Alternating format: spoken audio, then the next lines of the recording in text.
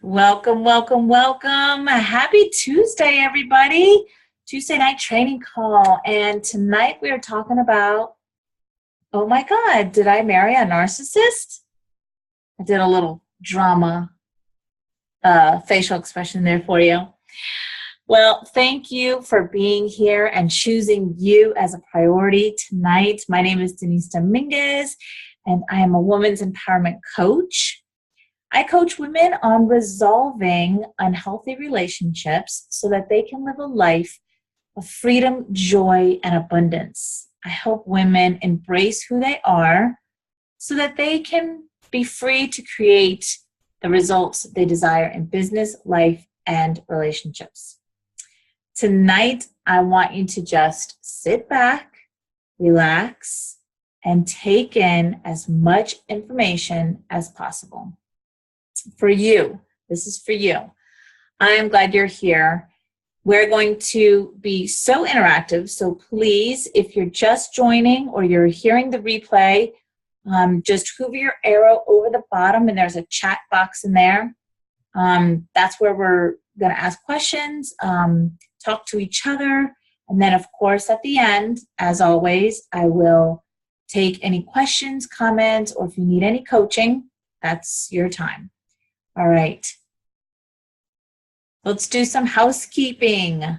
This call is just for you, so make yourself a priority for the next 30 to 40 minutes. I try to jump right in and give you just content. So I try to keep it around 30 to 40 minutes. That means close out those other tabs on your computer and put your cell phone on silent and just be here with me and do you. Hopefully, you're in a relaxing place.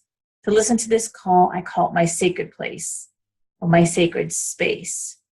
And I have my water always, water. But for you, have your glass of tea, water, whatever next to you. Just sit back and relax. And I like to start off the call with just taking a couple of deep breaths. And I do this because it centers us and it really brings us to the present moment. And that's where I want you and myself, of course.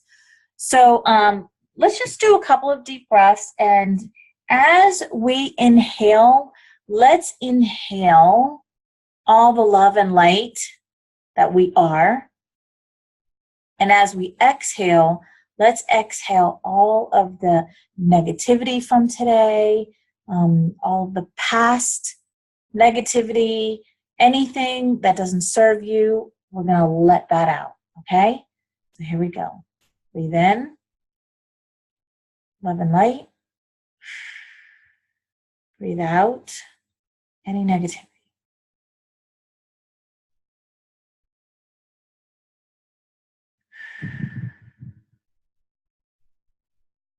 One more time, let's make it count. Breathe in. Sip a little more.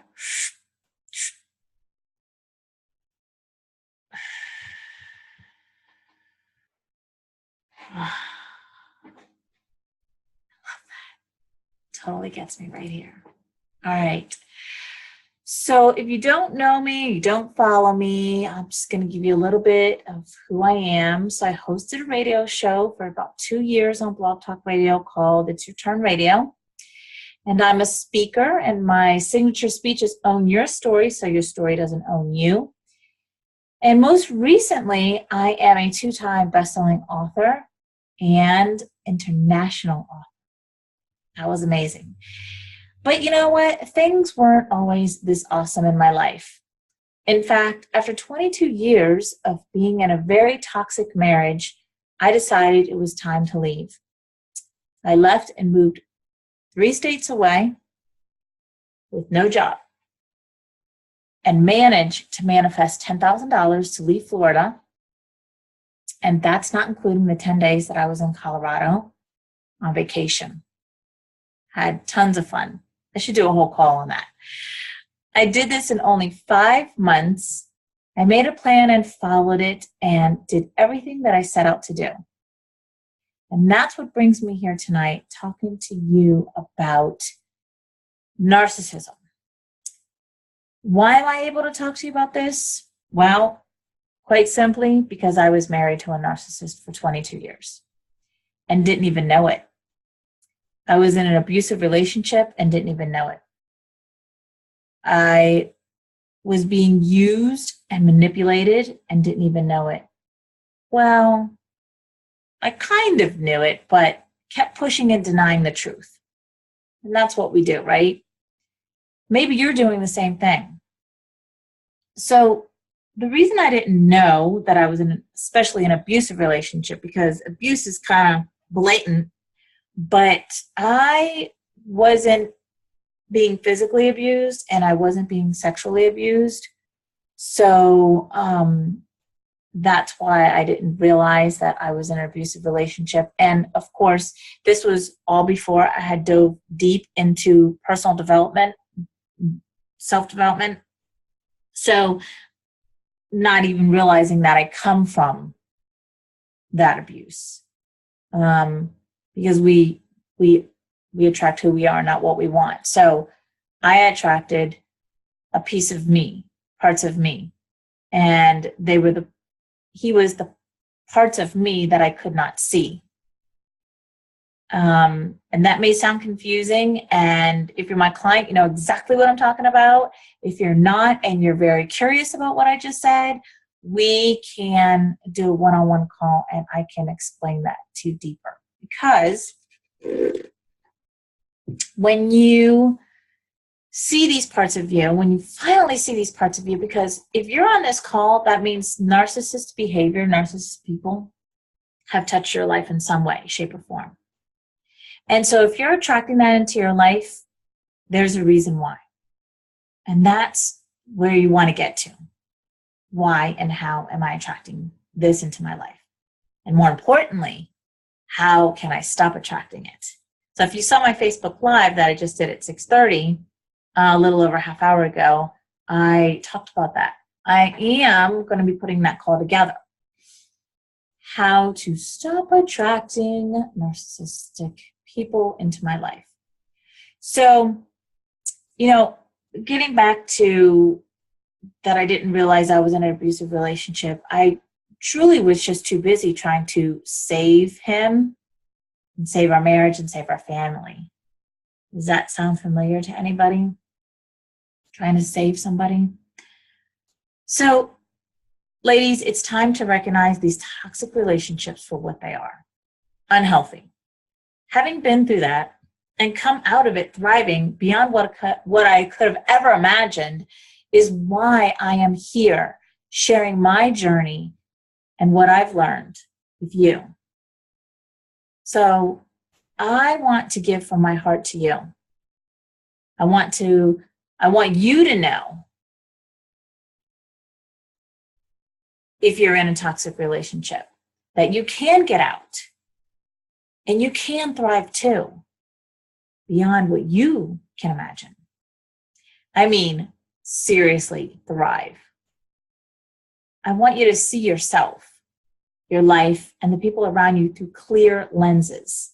I describe it this way, what I teach and what my clients get from the work that I show them. It's literally like these glasses that I have on. I'm constantly cleaning them, by the way. It's like you put on glasses and you can see clearly through the glasses. And it's amazing. You're like, holy crap, is that what you look like? Or is that what that looks like? Or, it's like, whoa, that's what I show you. Because truly, I won't get too much into this because I want to dive into the content, but from the age of 4 and over, we are layered with the crap of our environment, the messages that we receive. Now, whether that's through family, social media, school, whatever environment, right? And so we need to clear the lenses so that we can see ourselves, especially through clear lenses. So if you have already left the relationship, it's now time to recover from being in it. It's now time for you to focus on you and make yourself a priority all the time. And this takes time. This takes energy. It's all about you investing in you.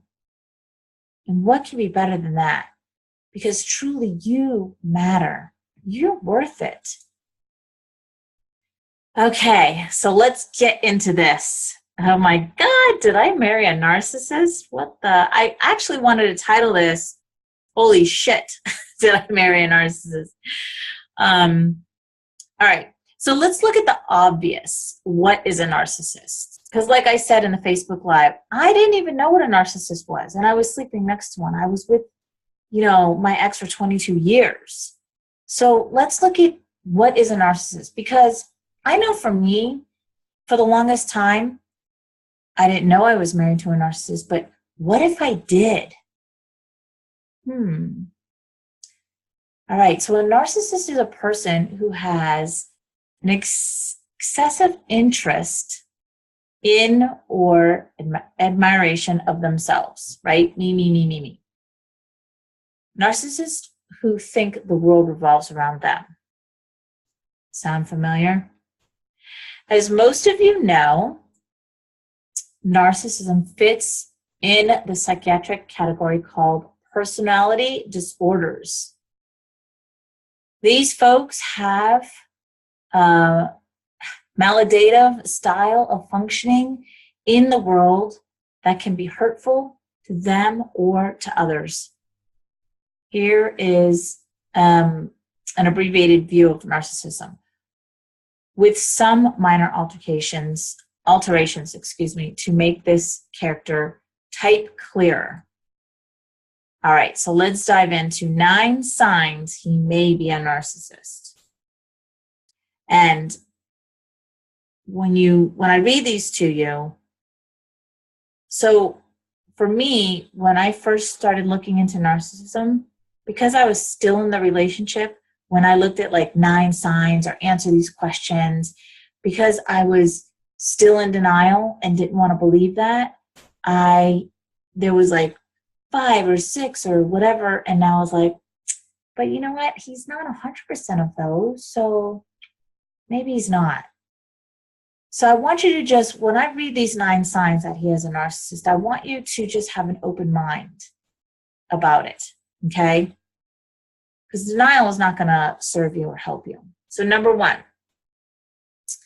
All right, they have a sense of one's talents and importance. Exaggerated sense of one's talents and importance. Fantasizes of great romance, great insight, or great achievement.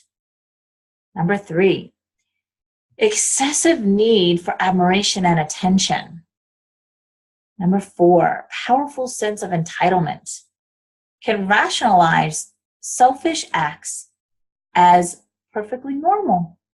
That's very familiar to me. Number 5, tendency to use people as objects. Number 6, lacks true empathy, but often can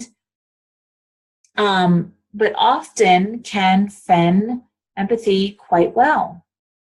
Number 7, easily hurt and easily injures others, sometimes badly. Number 8, obsessed with oneself.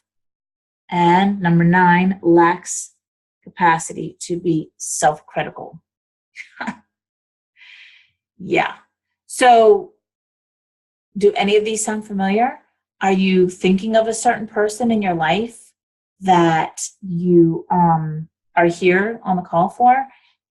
Did you think, yeah, that's him or her, or that's him or her, or that's him or her? Because if you have, then you want to stay on the call. All right, so let's dive into, are you afraid that the man you married is a narcissist? Here are some questions to see if you are married to a narcissist. All right, I'm going to start with these questions, and the key to this is, if you answer yes to any of these, most of these, just like with the 9 signs, then most likely the person in your life is a narcissist. And there is different types of narcissism. My ex is an overt narcissist. That means they're all grandiose, right? Everything is over the top. They were the best clothes, they're the best this, and oh gosh, I'm so wonderful, I'm so great. And because there's different types of narcissists. So here's question number 1. Does he always focus on himself, make everything about him, insist that you treat him a certain way when he won't treat you that way in return? I know for me that's a yes, yes, and yes. Does he talk about himself all the time? Does he impose weird rules upon your life? Like waking up at a certain time or doing things a certain way? So let me stop right there. So does he impose certain rules upon your life? So for me, because the example, I didn't like the example that I got here, like waking up at a certain time or doing things in a certain way. For me, it was the rules were constantly changing. It was like I couldn't keep up with the rules. Wait a minute, last week or yesterday or even an hour ago, this was okay, and now you're getting upset about this. So it's changing the rules too. Does he get super possessive and jealous? Does he make everything about what he wants, or does he do things you want? Do you think he is cheating on you? This is huge because most narcissists cheat. Because remember, it's about them. It's about their needs. It's about what they want. And I mean, anybody who cheats is definitely not thinking of the other person. In my book, cheating is the ultimate betrayal. If you love somebody, you don't do that. And narcissists are incapable of loving. So cheating is easy because, if you love somebody, you wouldn't hurt them. You wouldn't purposely hurt them. And because they're incapable of loving, this is an act that's pretty common for them. Do you feel small and like your feelings don't matter when you're around him? That's huge for me. When I was in my relationship, I constantly felt small. And here's what's coming to my head right now. When we would get into arguments, he would sit. Okay, let me see if I could describe this to you so you can vision it. On the dresser. So, it was time to talk, right, after our argument that he created and whatever. He would sit with like half of his ass cheek, half of his leg, and his elbow like on his, kind of like in a father figure, like you're a bad girl type of. And I remember always saying, why do you sit like that? Like that was such a trigger for me.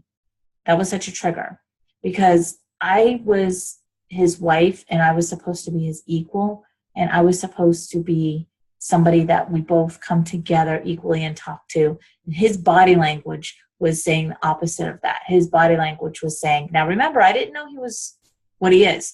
His body language was saying, I'm better than you, I'm higher than you, I'm looking down at you, and you are a bad girl.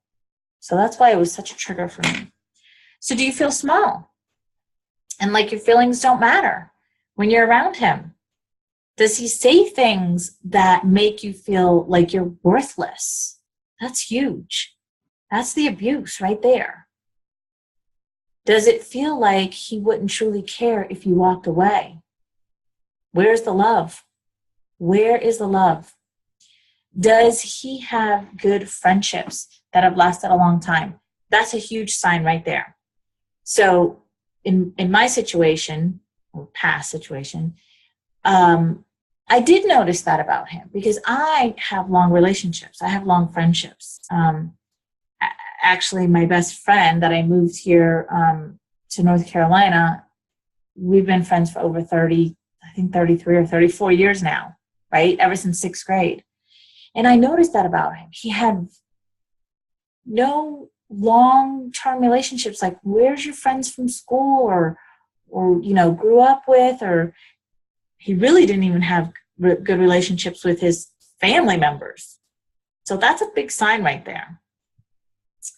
Okay, continuing the questions. Is he shy? Was he different when you first met him compared to now?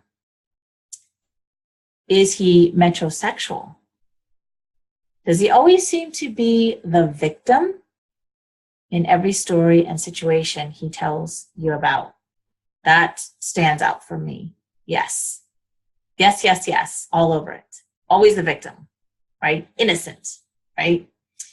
Does he seem to not take criticism well? I remember calling him a big baby. If you're venting about something, does the conversation end up somehow becoming about him? Even if you were talking about something very personal, important. So I said this on the last call when we were talking about narcissism, and I want to bring it up again. I remember this distinctly. It was my first day. I had gone back to college. You know, we had the kids. I had gone back to college and for nursing, and it was my first day of chemistry. I was taking chemistry.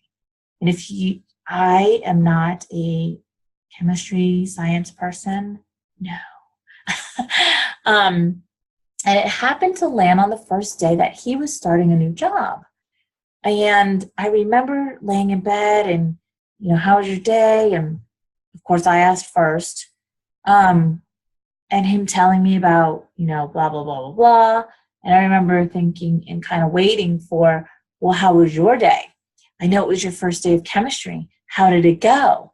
And after the conversation, it just went, cricket. He never asked me. He never asked me how my first day of chemistry was. And I was like, that's pretty fucked up. I mean, you know, did you completely forget about, you know, I asked about you. So that is where, you know, that just came to my mind, and that's the conversation always ends up becoming about them, right? Even if you're talking, like in this question, even if you're talking about something that's very personal, it's always about them. Okay. Does he say things implying or outright saying that he is better than everybody else? Duh. Yeah. All right. So let's dive into what is the best relationship to have with these people? What is the best relationship to have with a narcissist? Because if you're on this call or you're hearing the replay and you're in a relationship with this person now, or not even a relationship as far as male and female or partners, but what about this could be your mom or your dad or your sibling or, you know, co-worker or whoever. So I'm going to give you the short answer to this question, and then I'm going to give you a more detailed answer. So the short answer to what is the best relationship to have with these people is none. No relationship, none. Narcissistic personality disorder, short NPD, is common diagnosis. And in 2008, there was a study in the US of more than 34,000 adults, concluding that as many as 6.2% of the adult population are sufferers of this disorder. And I would say that number is quite higher. Now that we know what narcissism is so prevalent in our society, you probably know one or two. And if you're on this call, I know you know at least one. All right. And you'll probably encounter more in the future. You may not always be able to spot them right away, but because they're so good at masking their own disorder, aspects of their personality, they often come across as quite charming and friendly people. Fool me once, yeah. Luckily, I didn't get fooled again. But here's the thing. they do come off as very charming. And this is why it's so important for us to get to know people. I know for me, when I was dating, my number one rule for myself was, before I got into any relationship with anybody, I had to be friends. You know, I had to have that foundation. Not to say that I wasn't friends with my ex. I was for 2 years before we got involved. However, I was young, very, very young, didn't know shit.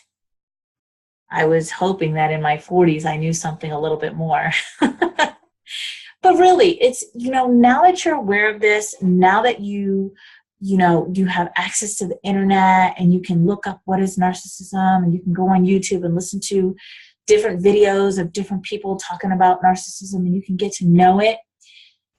There's no reason why you can't, you know, when there's a red flag of any type, that red flag is there for a reason, to show you something. So slow down right there, okay? All right, so when you have identified narcissistic, there is only one surefire way of dealing with them to prevent any further hurt on your part.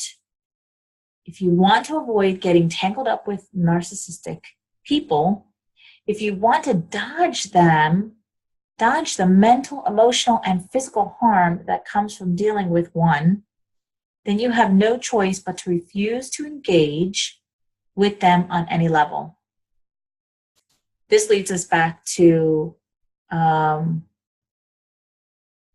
beginning of what I was saying about none. The short answer is none, right? And like I said, if this is somebody that's in your life, here's the reality of life. Sometimes we have to cut off relationships with people because they're not healthy for us. I come from narcissism. My mom is a narcissist. My sister is a narcissist. And the thing is that when I came here and moved to North Carolina from Florida, when I left my marriage and I was starting all over again, it just happened to be, because I didn't know any of this when I left, it just happened to be that my mom cut off the relationship with me. And I did try to get back in touch with her, and my sisters too, but with no luck. Love how the universe works. So now that I know what I know, and we still don't have a relationship, I basically just hold space for my mom. You know, she's my mom. I love her. That's never going to change. But I don't want a relationship with her because I know what I know. So I really just hold space for her. If she was to call me up right now, I would talk to her. But I'm not going to have a relationship with her. So what is the best relationship to have with these people? None. No relationship. Because you can't ever have a healthy one with them. You're always actually going to have an abusive relationship with them. And, you know, I say this all the time.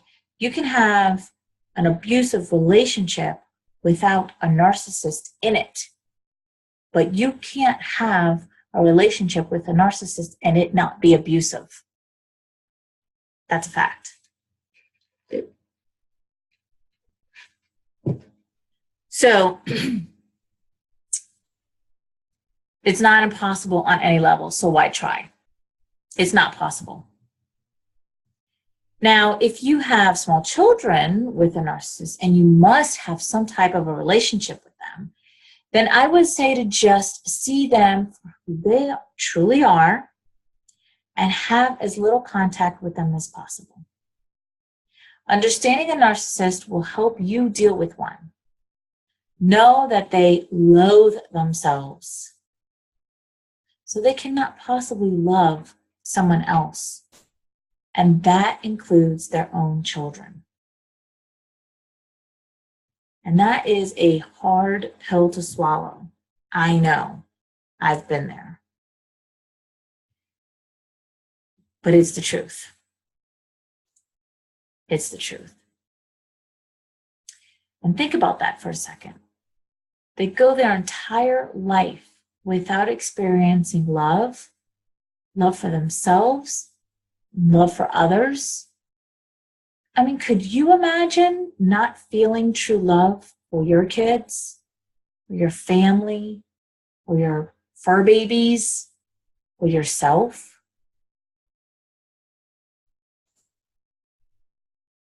So what you need to do is work on you and see how differently others in your life will show up. So I'm going to go over to the chat box because I think somebody chatted in here. Oh, lots of good stuff. All right. So I remember that my ex could talk for hours about what his thoughts were. He could go on and on, but when it was my turn to talk about me, he had to go. Yeah. Apparently that's common, right? No relationship is the best one to have with a narcissist, in my opinion. You got that right. How do you know they loathe themselves? That's just a fact. I mean, I know it from my own experience, but in all the research that I've done since then, I know that they loathe themselves. They don't love themselves at all. They're incapable of loving. They are so insecure. I have insecurities, you have insecurities, we all have insecurities, but narcissists are so insecure. That's why they have to, in their minds, make up for that feeling that they have inside of themselves. And I know my ex, he was very, very self-destructive with drugs and attempted suicide. And he is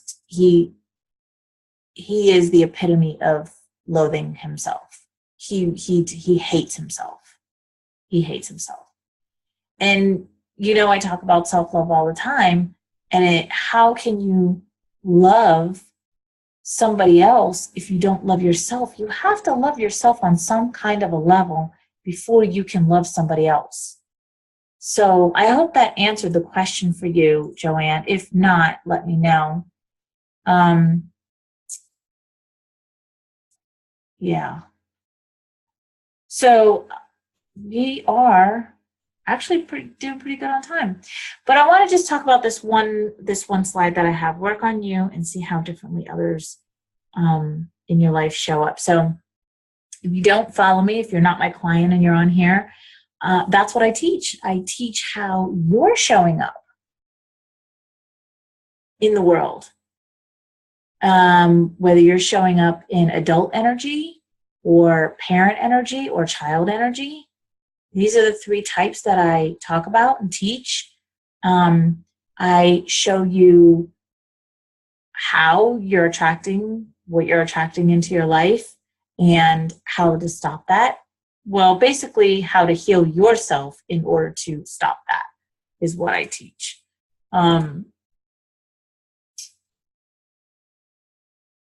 So I'm going to unmute everybody because now is the time for you to, if you have any questions, if you have any comments, or if you need any coaching, now is the time for you to go ahead, and everybody is unmuted.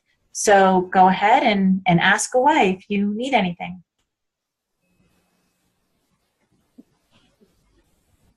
Denise, I have a question. Sure. How do you get that voice out of your head, his voice out of your head, who, was always, if anything went wrong, well, it was my fault, or if, the kids didn't do anything right, they weren't his, but,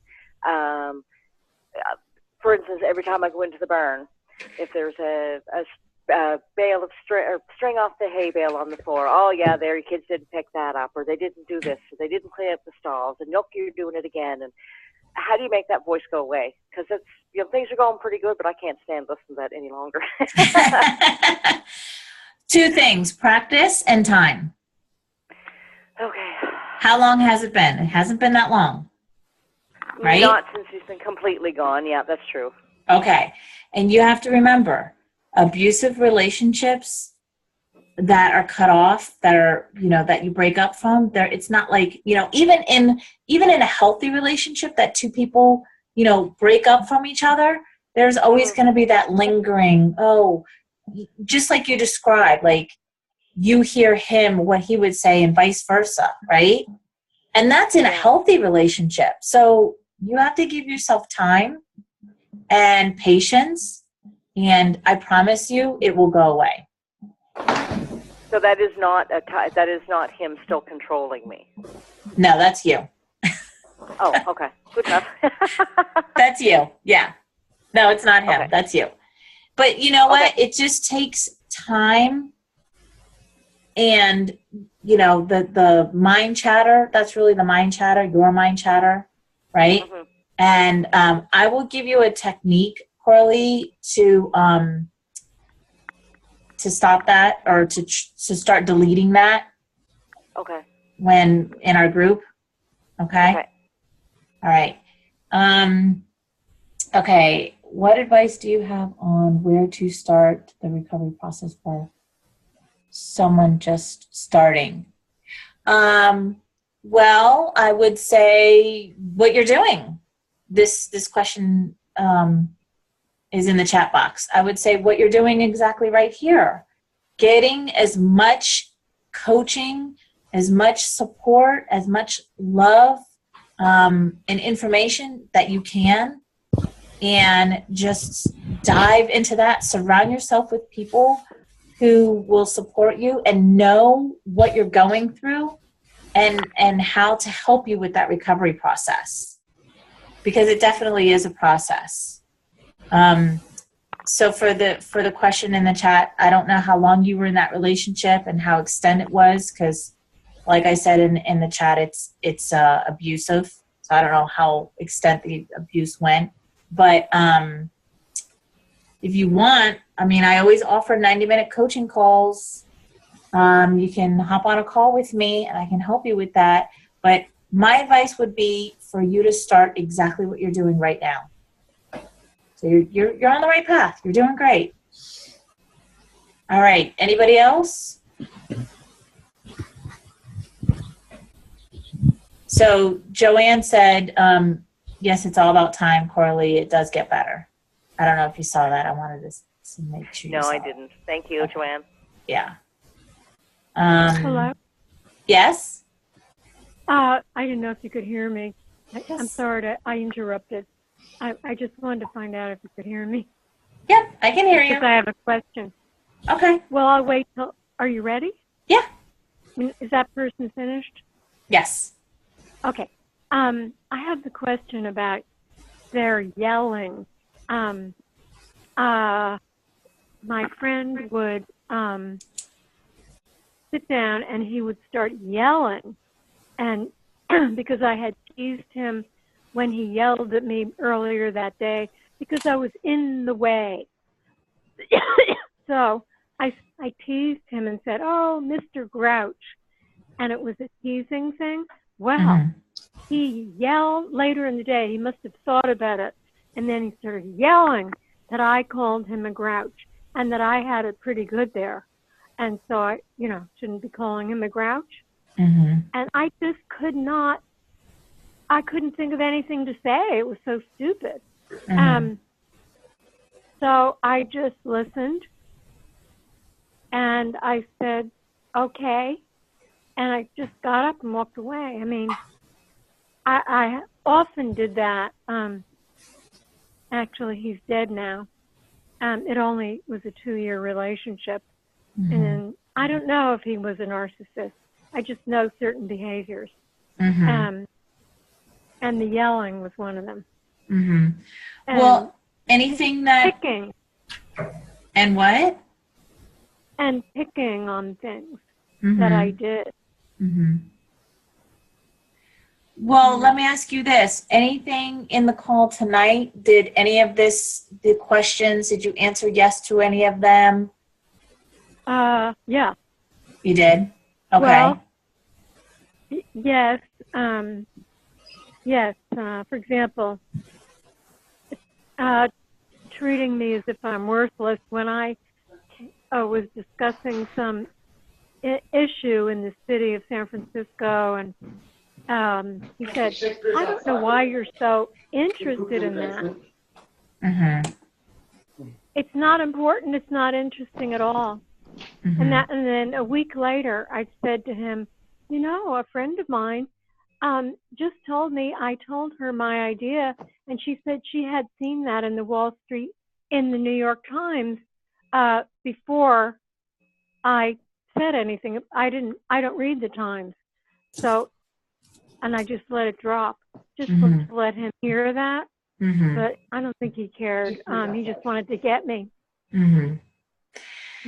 Well, he probably was. It sounds like he was. And that's also common, that you could be in that relationship and not even know that what you were encountering was abuse, because, you know, there wasn't no physical or sexual abuse, but that definitely is abuse. Yes, emotional. Yeah. Exactly. All right. Anybody else? Yeah, you're welcome. Okay. All right. Well, good call, everybody. So as always, if you don't have a 90-minute call booked with me, or you're not my client, I always offer that. First time encounters, 90-minute call with me, absolutely free, and I will coach you and I will help you. And I do have the next group going out will be in June. So I'm filling that up now.